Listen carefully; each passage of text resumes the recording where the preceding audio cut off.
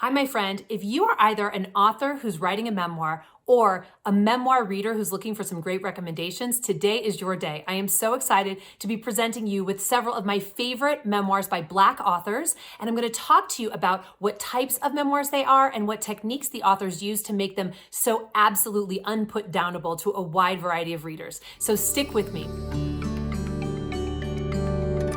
My name is Kelly Notaras. I'm the founder of KN Literary Arts. We are a full-service book studio helping you get from wherever you are now all the way to having a book in your hand. You can visit us at knliterary.com. And I have been an editor for over 20 years. I've worked at some of the biggest publishers in the US, and I bring all of that knowledge to you here for free on this YouTube channel. So please be sure to like and subscribe. And if you click that little bell icon, you will never miss a video.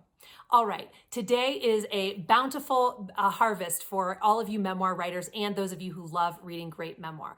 I want to talk to you about first the three different types of memoir that in my experience as an acquisitions editor and now as a freelance editor, I can tell you these are the memoirs that are selling out there. So if you are writing a memoir that's mostly for you, mostly for your children or your family, or maybe it's for the people that work with you, you might not need to listen to this video. You might not need to follow all of these tips and techniques. But if what your heart really wants is a memoir that goes big, that lots of people read, maybe a traditional publisher wants to pick up, that it goes out there well beyond the people who already know you, these are some really important pieces of information you're going to need to know. Okay, so the three different types of memoir that catch the attention of people who don't know the author are these. Number one, celebrity memoir. Now, celebrity memoir just means it's a memoir by someone who has a large following. A celebrity could be a movie star or an athlete or a politician, but it could also be an Instagram hero who's got, 200,000 followers on Instagram, or somebody who's got a very, very popular blog. So as long as you have a big platform,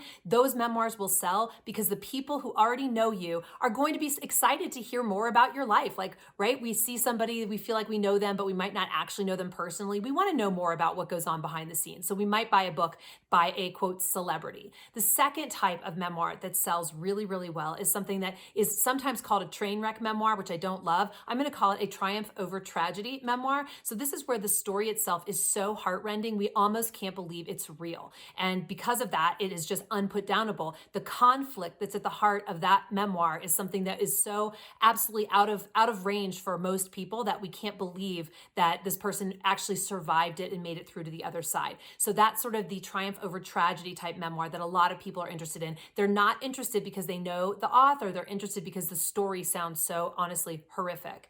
And the third type of memoir that sells is the literary memoir. This is the memoir that is so beautifully written, it might as well be a novel. Usually the people who write these memoirs are very, very experienced writers. They're people who probably write for a living. Maybe they've gone through an MFA program. Maybe they are actually a writing teacher. So it is a little bit of a high bar to cross, but they are, once you get there, people love to read them. People who love literary memoir, that's the only genre they want to read. Okay, so those are the three: celebrity, triumph over tragedy, and literary. Now you might be asking yourself, me, I don't know, I don't fit into any of those categories, and I totally understand. But with your memoir, regardless of whether you are a big player in any of those categories, your memoir can actually benefit from what the people who are successfully publishing memoir in those categories already know.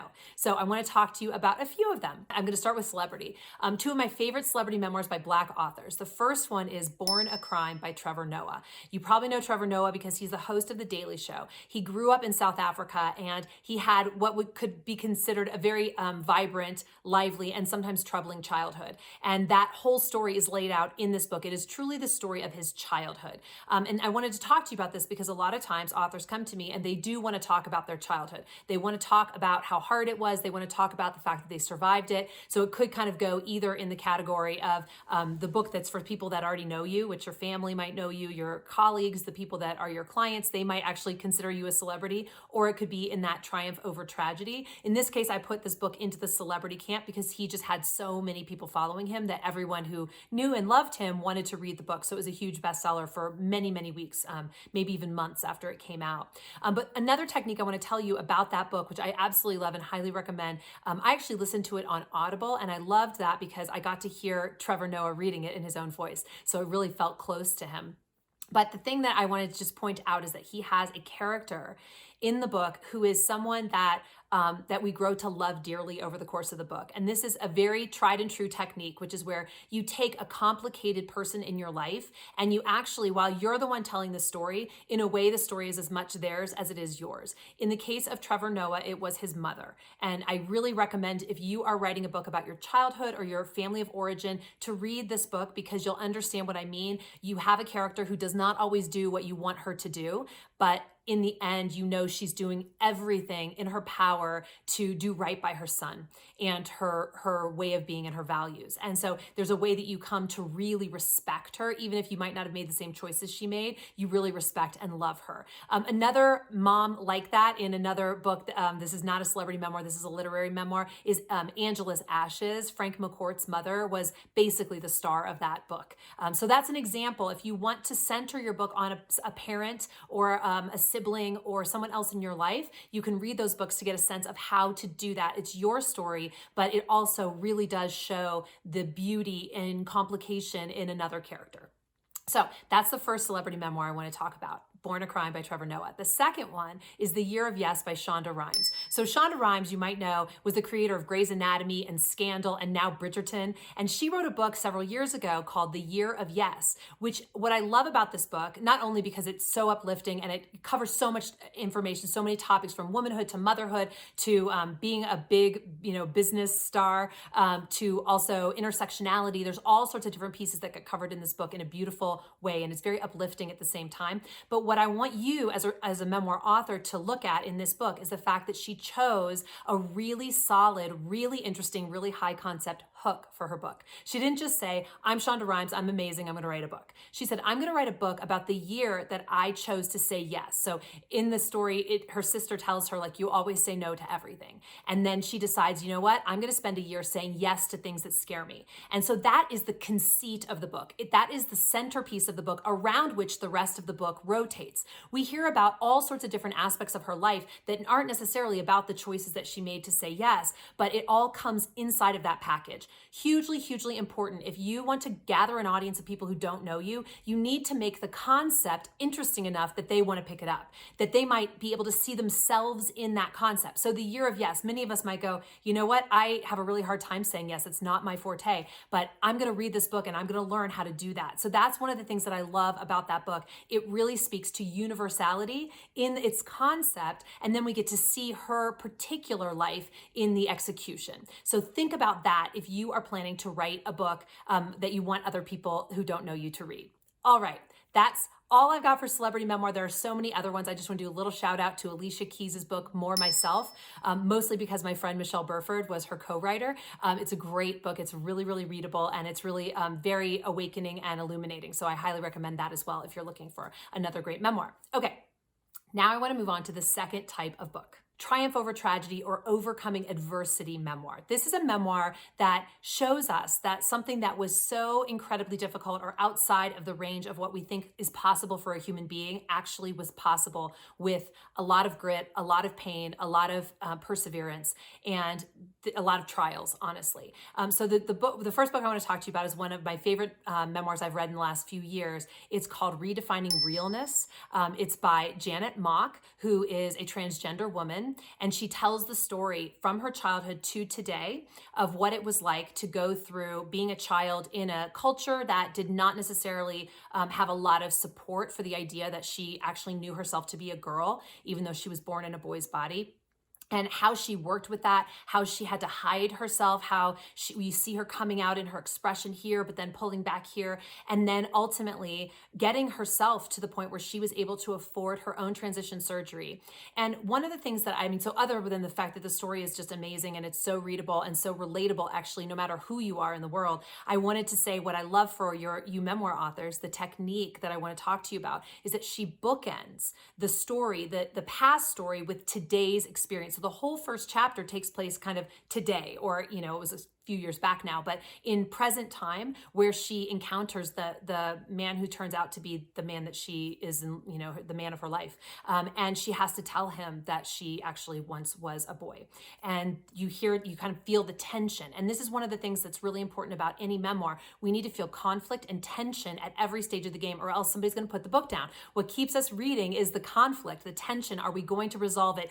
Okay, we resolved that little one, but there's a bigger one coming. Are we going to get through that one? And so all of that tension is really built up in having the bookend of the story in the present day and then the flashback. Most of the book is actually told in flashback. It is a very, very successful way to set up a memoir, and I really want you to think about it if you want to write about your childhood, because the whole point of a memoir is to show us an era in your life where you started off at point A and you ended up at point Z, right? And so we want to see who you are at point Z, that's today, but then we can go back and see who you were at point A and point D and point M, etc. So you can bring all of that into it, even if the kind of main point of this book, you would say after reading the first chapter is she going to be accepted by this man when she tells him her story?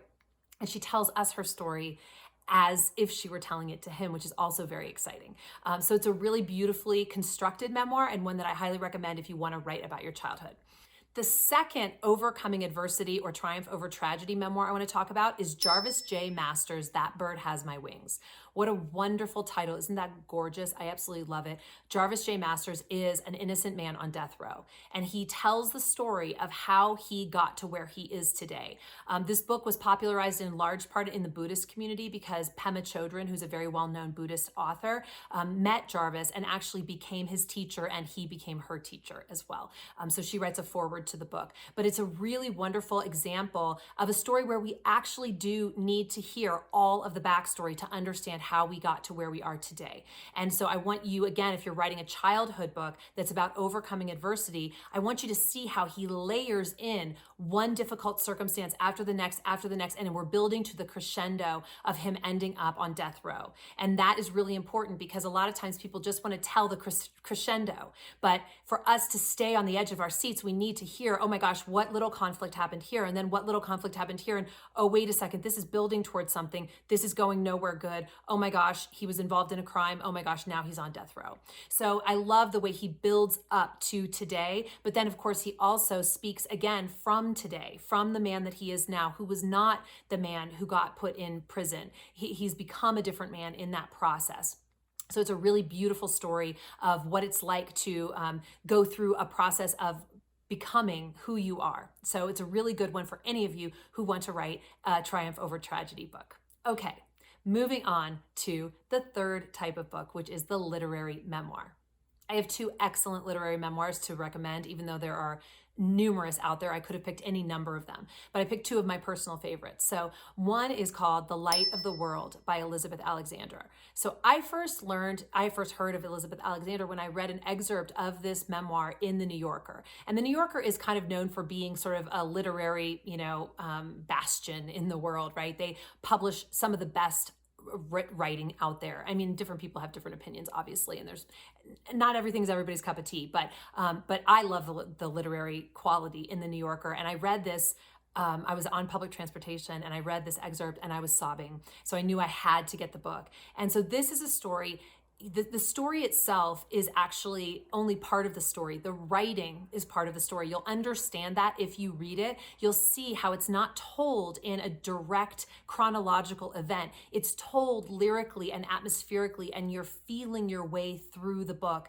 And that brings us into our emotional center, which is where this book lives, because it's the story of the beautiful marriage that Elizabeth had to her husband and the story of his death. And he actually dies very early in the book, but we have so much flashback and flash forward. It's actually a tapestry of beautiful writing. So I wanted to bring that to your attention because some people do think, well, I think I can write a literary memoir. And I want you to understand that a literary memoir is not just a chronicle of someone's life. It's actually a piece of art. And this book, you'll understand when you read it, it's a piece of art centered around something that draws up a universal experience of emotional catharsis, which is exactly what the light of the world does. So I'm really happy to present that one to you. And then the final memoir I'm going to talk to you about today is The Beautiful Struggle by Ta-Nehisi Coates. Now, you might know Ta-Nehisi Coates because he wrote a very popular book that won multiple awards, was on the New York Times list for a very, very long time in 2015, called Between the World and Me. But The Beautiful Struggle is actually his memoir of his own growing up. I think it was published in 2009, and it is a beautiful story. Again, so lyrical. The writing is like intense, like a freight train. It is so hard to put it down because you're just in the flow the minute you pick it up. He is telling the story of growing up in Baltimore during the crack epidemic, and how he and his brother were at that age where they could so easily have been swept into that world, but their father was determined to make sure it did not happen. And so again, this sort of crosses over with what I was saying back when we were talking about celebrity memoirs. His father stands out as a character in this book that we grow to love and we grow to be attached to in the same way we are attached to the protagonist himself. So these are lyrical books. They are atmospheric. They are gorgeous writing. They're a high bar to cross, but if that's what you love, if what you love is bringing your emotion to the page, it's almost like prose poetry in a way. You should read these books and see kind of what else is out there. And there's so many other books out there that I would recommend you read because, of course, any individual writer has their own flavor of that lyrical literary style. And you want to make sure you read very, very deeply into the genre if that's what you want to write, because then out of the synthesis of feeling all of these different authors, your own voice will come. And if you are writing literary memoir, you need to really give yourself a lot of permission to be writing before you write your memoir, because the writing itself, it's the writing process that will teach you your voice. You will learn, you will see your voice emerge on the page over the course of time. All right, my friends, that was a lot of memoirs, but I hope it's helpful to you to understand some of the tips and techniques and ways that really successful memoir authors get their work to the page. Again, you might not be a celebrity. You might not have that tragedy memoir. You might not even be a lyrical literary writer, and that's okay. Anyone who feels the power of their story bursting out of their seams ought to write it down. I say that not just for your ultimate reader, but because it will be a learning for you. It will be the making of your own understanding of your life to put it on the page. I love that other people might read your book, but I'm more interested in your own full expression as a writer and as a human being. Writing your story down is one of the most powerful ways that you can actually inhabit your life in a more authentic and full way. And I want that for all of you. All right, so there you go. I hope this was helpful to you. Please go ahead and give us a comment below and let us know how it struck you. We answer all of our comments, and it allows other people to learn when they read the comments, both by your question and our response. So please do leave us a note. And in the meantime, as you continue on your path, you can visit us at KN Literary. We would love to help you in any way we can. So with that, I will leave you to writing your life story. Happy writing.